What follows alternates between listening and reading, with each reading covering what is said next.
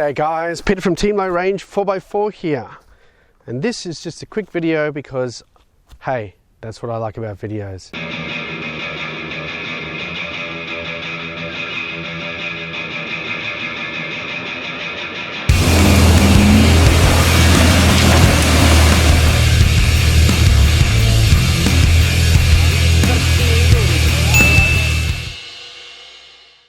Yes!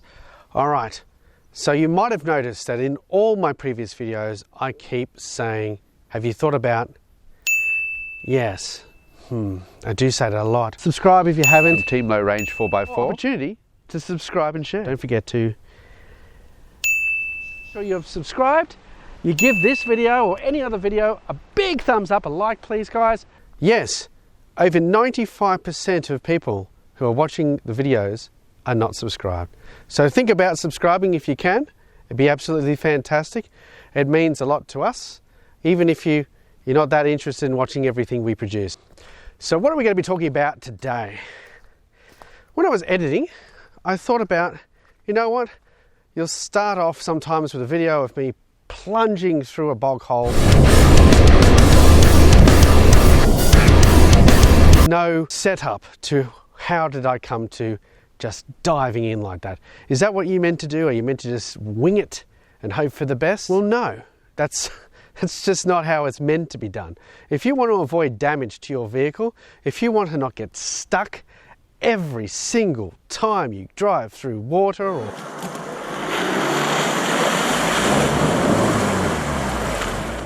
go up a rock shelf or whatever, you have to do some preparation. And what preparation could that possibly be? Let's discuss it now.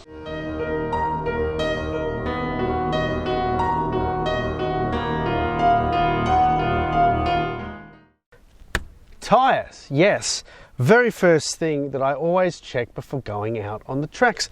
You've got to have the right PSI in your tyres before you attempt anything. Now, generally, like right now, I'm running about 17 PSI because I decided that I was going to drive through some mud.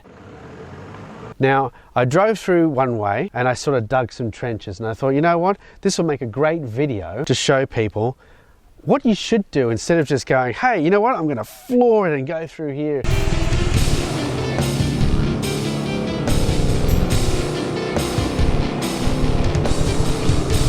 It will look fantastic on camera, especially if I make it, and maybe even if I don't make it, you know, I get to recover myself and show that. And instead I thought, you know what, I'm going to lay out the path because I already knew from driving through it the first time that it was going to be soft. So I decided to lower my tyre pressures right down to 17 PSI all the way around, but that's not all I did.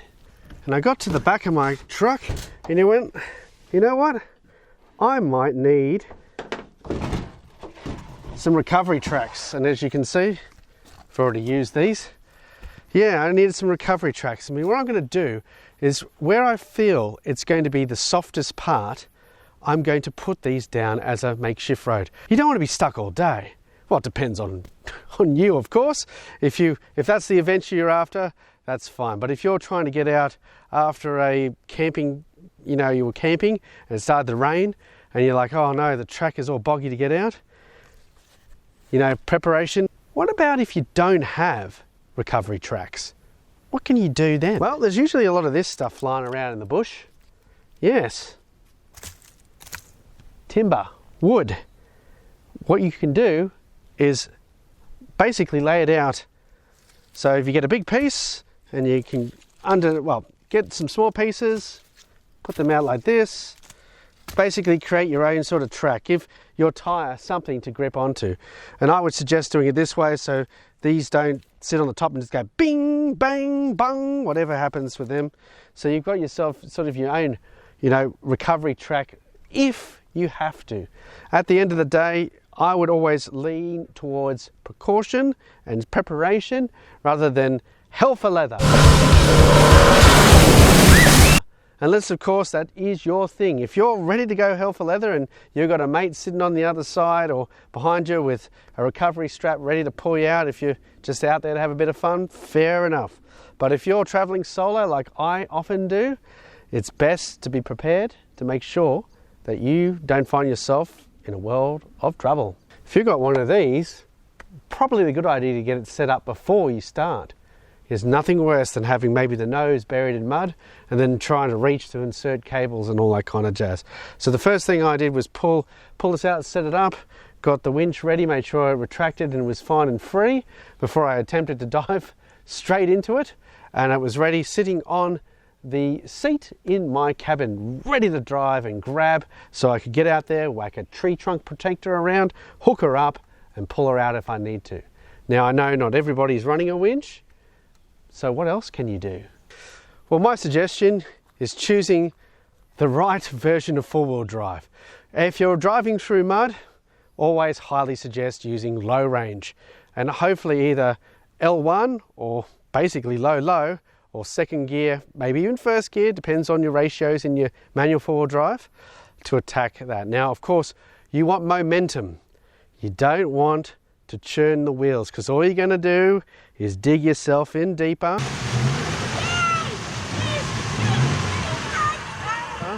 And you're going to find yourself in a bit of strife there. So you want to be consistent in your throttle, and you want to be able to go through there. And I'm going to demonstrate this just in a minute, and I'm pretty sure it's going to be no issue at all.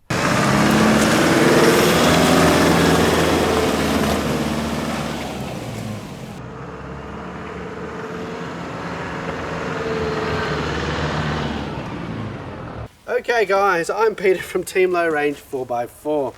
Hopefully you found this video a little bit helpful. Now, you probably already knew some of this stuff. You probably are new to four-wheel driving. This hopefully has helped you think a little bit more forward about your preparation. Now, don't forget to jump on board. As I mentioned earlier before, that's why I keep, come on, please. It helps us. Thank you. Thank you so much. And if you have found this a bit helpful, or like to see more videos like this, don't forget to hit the comments, because that helps me know if you're enjoying these videos. Of course, as always, I'll catch you in the next video. Thank you.